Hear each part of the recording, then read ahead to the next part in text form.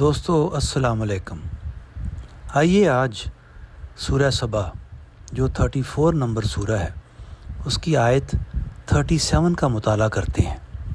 تو پہلے ترجمہ: تمہارے مال اور تمہاری اولاد وہ چیز نہیں ہے جو تم کو ہمارا مقرب بنا دے، البتہ جو لوگ ایمان لائے اور انہوں نے نیک عمل کیے وہی ہیں کہ جن کے لیے ان کے عمل کا کئی گنا صلہ ہے، اور وہ بالا خانوں میں اطمینان سے بیٹھے ہوں گے۔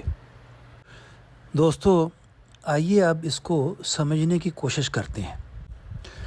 یہ آیت ہمیں ایک بہت اہم بات یاد دلاتی ہے، اور وہ کیا ہے؟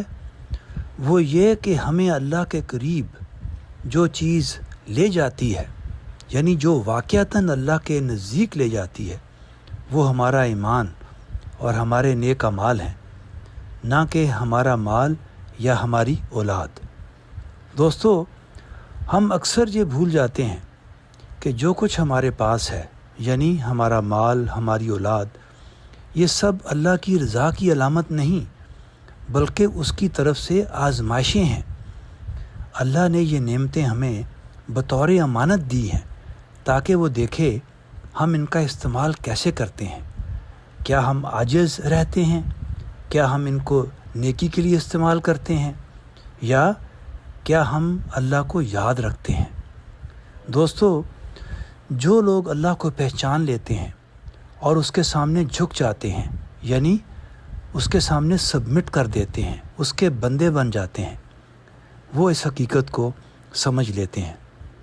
وہ دولت کو دکھاوے کے لیے نہیں رکھتے بلکہ اسے اللہ کی دی ہوئی امانت سمجھ کر احتیاط اور ہدایت کے مطابق استعمال کرتے ہیں۔ مثال کے طور پہ صدقہ میں، لوگوں کی مدد میں، اور اللہ کی بتائی ہوئی ہدایات کے مطابق، یعنی جو اللہ تعالیٰ نے قرآن میں اپنی ہدایات دی ہیں اس کے مطابق۔ دوستو سچے مومن اپنی اولاد کی پرورش ایک رسپانسبلٹی سمجھتے ہوئے کرتے ہیں، بڑی دل سوزی سے کرتے ہیں، یہ امید رکھتے ہوئے کہ وہ اللہ کا پیغام سمجھیں اور اللہ کے بندے بنیں اور اس پر چلیں۔ دوستو اس حوالے سے ہمیں حضرت نوح علیہ السلام کی مثال یاد رکھنی چاہیے۔ انہوں نے اپنی پوری کوشش کی، یعنی انہوں نے اپنی زندگی میں بھرپور کوشش کی کہ اپنے بیٹے کو اللہ کا پیغام سمجھائیں، اور بہت زور لگایا، مگر ان کا بیٹا ایمان نہ لایا۔ دوستو ہمیں یہ بات یاد رکھنی ہے کہ آخر میں ہر شخص نے اپنا فیصلہ خود کرنا ہے، ہم کسی پر ایمان مسلط نہیں کر سکتے۔ یہی بات اللہ تعالیٰ نے محمد صلی اللہ علیہ وسلم سے بھی قرآن میں فرمائی۔ اللہ تعالیٰ فرماتے ہیں کہ آپ کا کام صرف پیغام پہنچانا ہے، ہدایت دینا آپ کی ذمہ داری نہیں، یعنی آپ کسی کو زبردستی اللہ کا بندہ نہیں بنا سکتے۔ یہ بہت سمجھنے کی بات ہے دوستو۔ اور اب آخر میں صرف یہ کہوں گا کہ یہ زندگی ایک امتحان ہے، اور جو کچھ ہمارے پاس ہے، یہاں تک کہ وہ چیزیں بھی جو ہمیں سب سے زیادہ عزیز ہیں، اسی امتحان کا حصہ ہیں۔ یعنی ہمارے پاس جو کچھ بھی ہے وہ سب کچھ اللہ کا ایک ٹرسٹ ہے، اللہ کی امانت ہے، اور وہ ہمارا امتحان ہے۔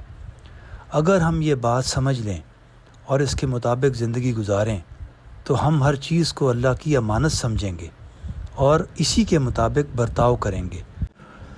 دوستو آئیے آج اپنے آپ سے عہد کریں کہ ہم روزانہ خود کو یاد دلائیں گے کہ اصل کامیابی یہ ہے کہ ہم اللہ کو پہچانیں، اس کے سامنے جھکیں اور اس کی دی ہوئی امانتوں کو صحیح طریقے سے استعمال کریں۔ دوستو آج کے لیے اتنا ہی بہت۔ سننے کا بہت شکریہ۔ السلام علیکم۔